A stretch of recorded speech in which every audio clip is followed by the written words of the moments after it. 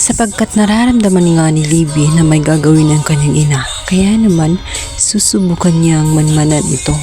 Naroon na nga tinabihan niya itong si Princess at sinabi nito na huwag kang mag-alala at babantayan kita.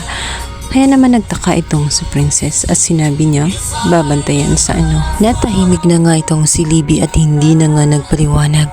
Natulog na silang dalawa. Ngunit sa kalagitnaan ng gabi ay bigla na lamang gigisingin siya ng bruhang si Divina. Gigisingin itong si Princess.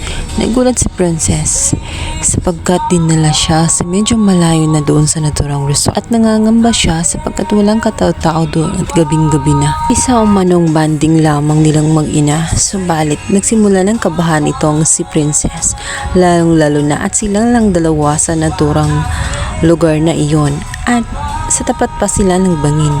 Dito na nga kasi gagawin ni Divina ang kanyang plano kung saan itutulak niya itong si Princess para tuluyan na nga itong mawala. Samantala, matapos nga ang paghahampasin ni Sherilyn itong si Jenny ay nagsalita din. Sinabi din ang kinaroroonan nitong si Princess at nila Divina. Ngunit sinabihan sila ni Jenny na kahit alam na nila kung saan ito naroroon ay wala na silang magagawa sapagkat gagawin na nga ni Divina ang kanyang balak na matagal na niyang pinaplano dito nga kay Princess kung saan gusto na nga niya itong tuluyang mawala.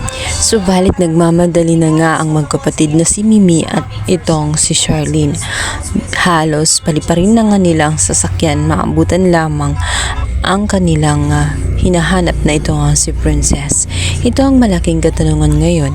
Sana nga maaabutan pa ni Sherilyn ang kanyang anak na si Princess na buhay bago pa man tuluyang may magawang masama itong si Divina. Desperada na nga itong si Divina dahil unti-unti na nga siyang nabubuko, nalalaman na ng lahat.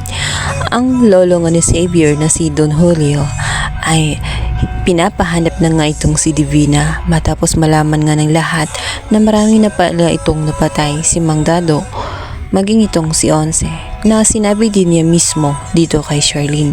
Kaya naman matalino ang kanyang lolo at agad pinapahanap na nga ang kinaroroonan ni Divina